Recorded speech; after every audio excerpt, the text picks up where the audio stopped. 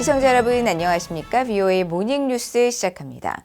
새해 미국과 한국, 일본이 유엔 안보리 이사국으로 함께 활동을 시작한 가운데 미한일 3국이 국가안보실 회의를 열고 북러 군사협력과 북한 무기 이전 문제를 다뤘습니다. 이번 회의에 참석한 미한일 3국 안보차장급 당국자들은 북한의 어떤 무기 이전도 유엔 안보리 결의 위반이라고 재확인하고 러시아의 안보리 결의 준수 의무를 강조했습니다. 조상진 기자가 보도합니다. 미국 국무부 부장관 지명자인 커트 캠벨 백악관 국가안보회의 인도태평양 조정관과 한국 대통령실의 김태효 국가안보실 1차장, 일본 국가안보보장국의 이치카와 케이이치 차장이 4일 보안 화상회의를 열었습니다.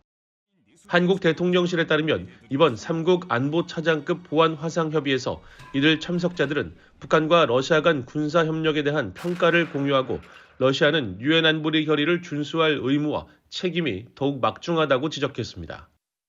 그러면서 북한의 어떠한 무기 이전도 유엔 안전보장이사회 결의의 명백한 위반이며 러시아와 북한이 상호 군사협력 사실을 계속 부인하는 상황에서 미한일 3국은 보다 긴밀히 공조해야 한다는 데 인식을 같이 했습니다.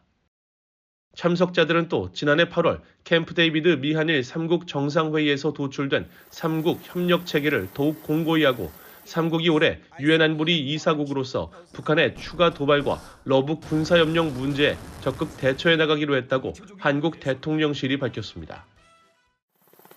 이런 가운데 미한일 3국은 오는 5일 미국에서 인도태평양 지역에서의 협력 방안을 조율하는 첫 인도태평양 대화를 개최합니다.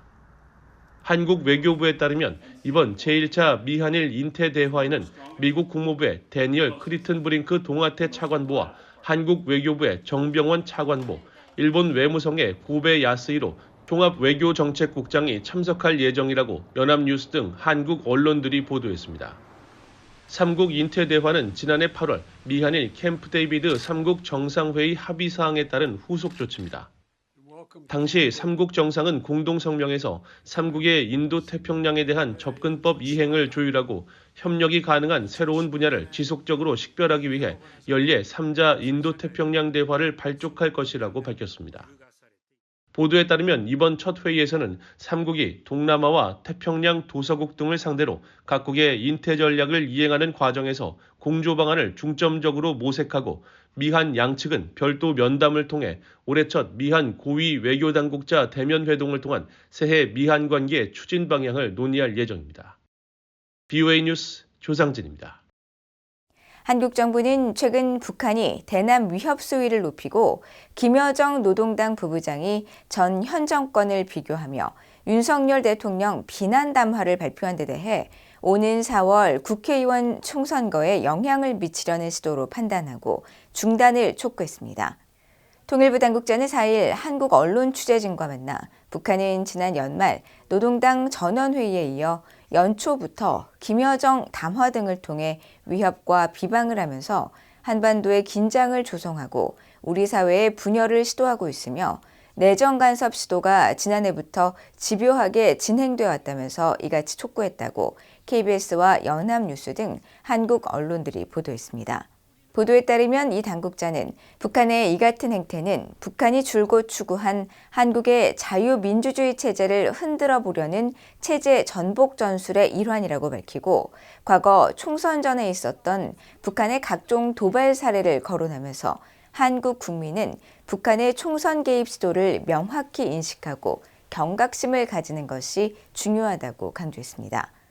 이어 한국 정부는 우리 사회의 분열을 꾀하려는 북한의 불순한 기도를 단호히 배격하며 이러한 시도는 결코 성공할 수 없음을 분명히 밝힌다면서 내정에 영향을 미치려는 헛된 시도를 당장 중단하라고 촉구했습니다. 현재 시점에서 북한의 김정은 국무위원장의 후계자로 김 위원장의 딸 김주애가 유력해 보인다고 한국의 조태용 신임 국가정보원장 후보자가 밝혔습니다. 조태용 국정원장 후보자는 4일 한국국회 정보위원회 더불어민주당 간사인 윤건영 의원이 받은 인사청문회 서면 답변 자료에서 김주애 등장 이후 공개 활동 내용과 예우 수준을 종합적으로 분석해 볼 때 현재로서는 김주애가 유력한 후계자로 보인다고 밝혔다고 연합뉴스 등 한국 언론들이 보도했습니다. 보도에 따르면 조 후보자는 그러나 김정은이 아직 젊고 건강에 큰 문제가 없는 데다 변수가 많기 때문에 모든 가능성을 열어두고 주시하고 있다면서 김정은의 자녀와 관련해 국정원은 2013년생 김주애 외에도 성별 미상 자녀가 있는 것으로 파악하고 있다고 답했습니다. 조 후보자는 이어 북한의 추가 핵실험 가능성에 대해선 북한은 언제든지 핵실험이 가능하도록 풍계리 핵실험장을 유지 관리하고 있으며 감행 시기는 김정은의 재반 정세를 고려한 정치적 결단에 따라 결정될 것으로 보인다고 밝혔습니다. 개성공업지구 지원재단이 2016년 2월 개성공단 운영 중단 후 약 8년 만에 해산될 것으로 알려졌습니다.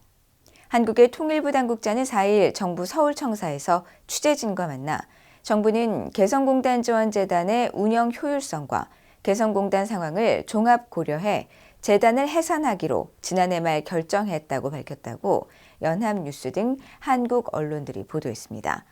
보도에 따르면 이 당국자는 개성공단 지원재단 업무 이관의 근거가 될 시행령이 개정되는 즉시 이사회를 열어 해산안을 의결하고 법적인 해산 절차를 밟을 계획이라면서 다만 해산 결정은 재단에 대한 효율화이지 공단에 대한 조처가 아니라고 밝혔습니다.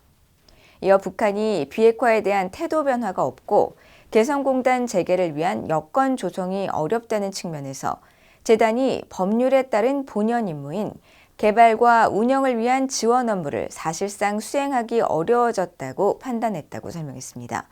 한편 통일부는 재단을 해산하더라도 등기 업무 등 입주기업 지원 업무는 민간 위탁을 통해 계속 수행하기로 했으며 개성공단지원재단 업무를 재단으로부터 이관받는 내용을 담은 개성공업지구법 시행령 개정안을 이르면 오는 12일쯤 입법 예고할 예정이라고 한국 언론들이 보도했습니다.